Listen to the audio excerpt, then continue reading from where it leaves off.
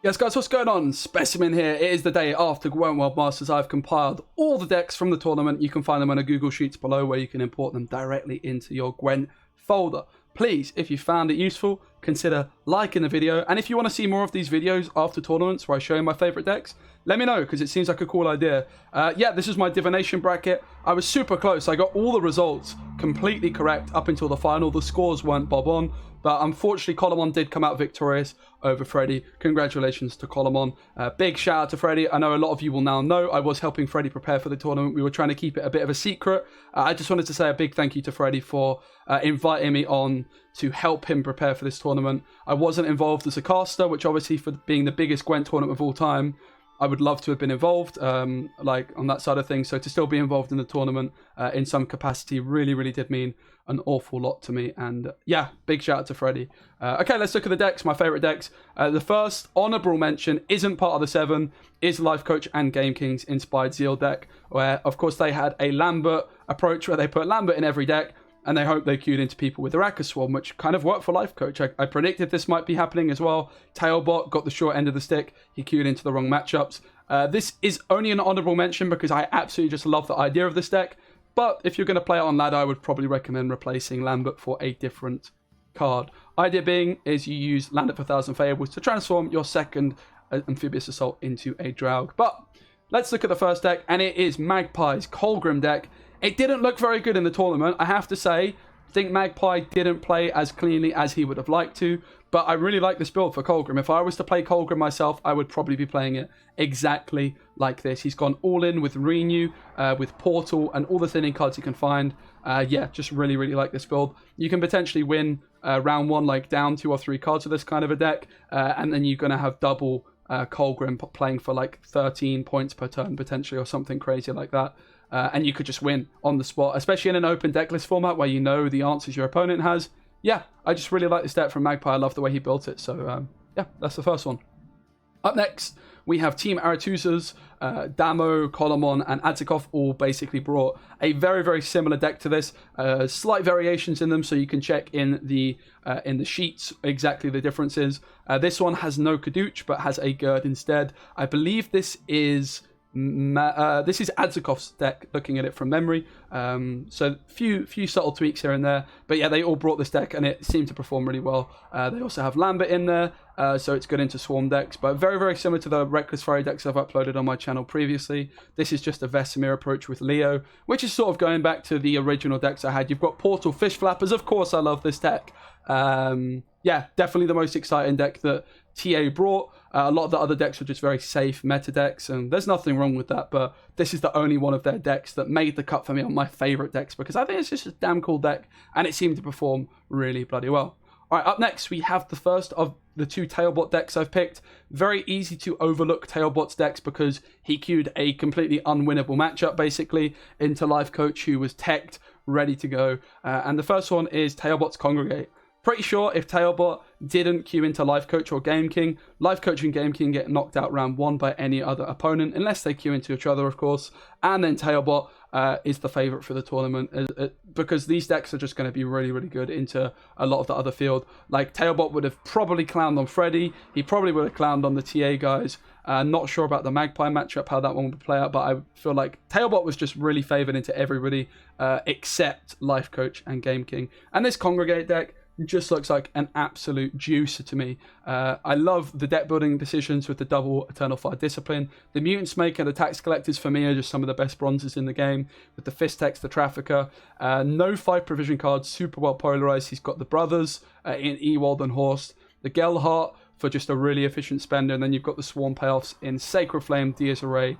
And then you've just got the Devotion payoffs with cards like Junior, Ulrich. And then you've just got the broken cards like Professor, chilling in here as well. Just, I think this deck looks amazing. I really, really do. Do not sleep on this deck just because Tailbot queued into the wrong person on the first round. If you won the tournament, you would be seeing this deck all over the ladder, and he probably would have won the tournament if he didn't queue into Life Coach or Game King. So yeah. Up next is the second Tailbot deck that I've included, and this is a Devotion inspired Zeal deck. I showed you the inspired Zeal deck that that Life Coach and Game King brought. This is a far more greedy version. No Aneromancy, just pure source, just pure juice. Does have the Cursed Scroll, which I think is a really interesting inclusion. And King Foltest in this deck is just one of the best cards in the game, because Foltest on a commando is playing for, well, he boosts by 1. He's going to create a commando, which is going to be 5 points because it's devotion. So that's 6 points per turn, but also having the flexibility of being carryover because of Pavetta, and also you don't even have to click the Foltest. If you draw your cards, this deck is arguably one of the strongest in the game, but it's going to be inconsistent because you're not going to draw the cards, and the deck's going to feel dodgy when you don't.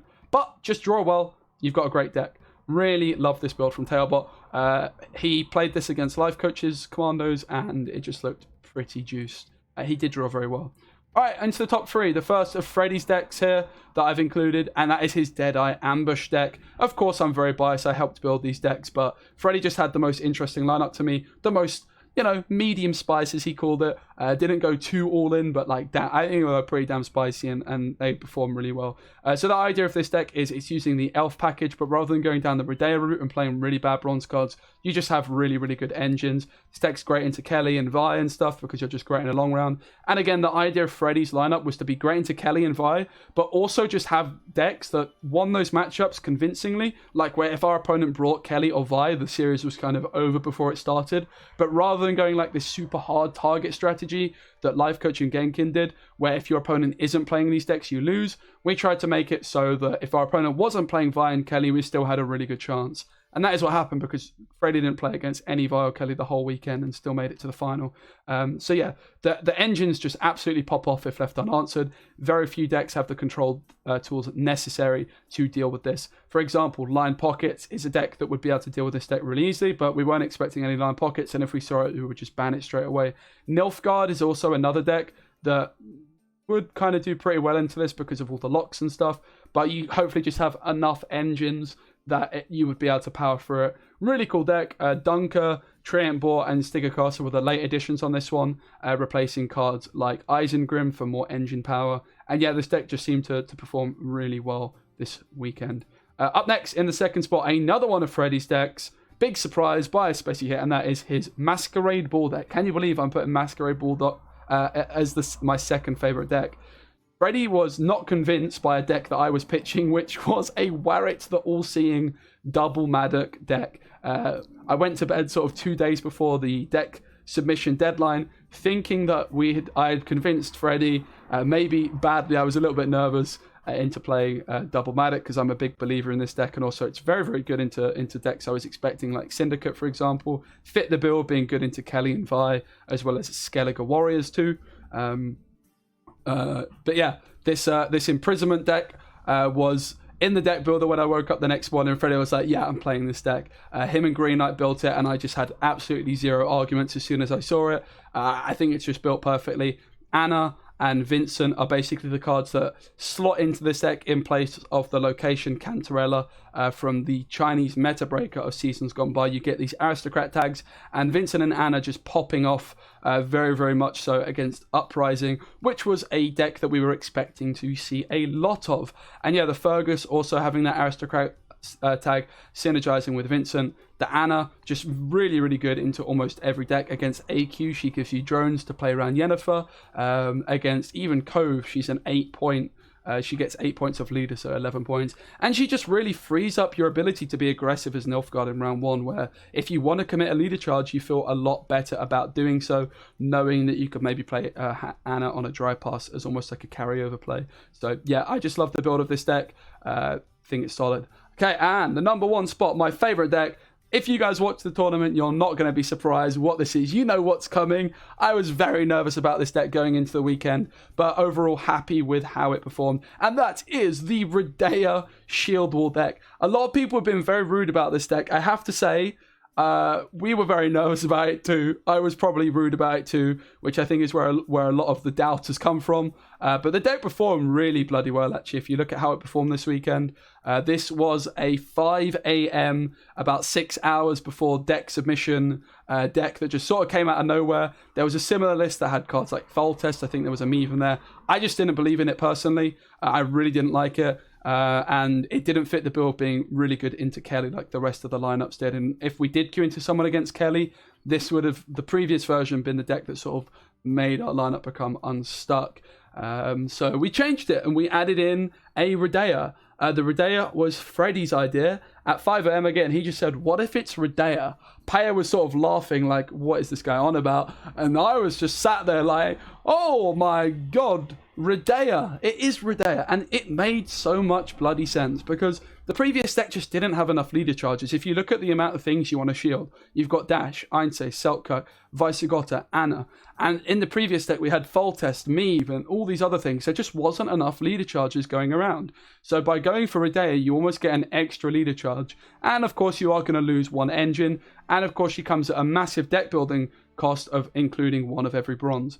But if you actually look at the bronze cards in this deck, there's so many cards we just wanted to play one of. For example, we wanted to play a single Pella because it's the only offensive purifier that NR has. We wanted to play Kudkudak to purify our own Dash if she was locked, or Weissegota if it was locked. But like, we also wanted to be good into Kelly, so actually taking a Pella made a lot of sense. Added to that, we wanted to play a single frigate because if this card, you can get it down in round 1, it just smurfs for its provision cost. We wanted to play a squirrel. We also wanted to play a single siege support and a single tridem. Siege support synergizing with Selkirk, tridem synergizing with Weissegota. We wanted to play a single Quedroni Knight for the maximum amount of points off of assault. And certainly last but not least, we wanted to play a siege ladder. So if our Weissegota's moved, we can move it back. So there was loads of cards we wanted to include as one-offs, and honestly we decided that the deck building cost of the Redea wasn't that high. And honestly, as nervous as I was going into this weekend about this deck, I think it held and pulled its own weight. There, of course, is always going to be an element of what if we brought the other version that didn't have Redea and was more greedy, because of course we didn't queue into Kelly. However, I think the fact that we were going for this lineup that was beating Kelly, I don't think we can really be we can't really regret it too much bringing this. It did fit the lineup better, but having said that, there is of course going to be an element of what if we brought the more greedy version of this, because I think it would have just clapped the TA lineup, and that is all that we actually ended up playing against, or Freddy played against. He only played against Damo, Adzikov, and Cole, who all had very, very similar lineups. So of course that is that element of what if we brought the other version. But yeah, I think this deck pulled its weight, and it's a lot of fun. It was a lot of fun to build and play, and yeah. So gets my number 1 spot. Guys, what's your favourite deck from the tournament? Is there any I missed that you're looking forward to playing?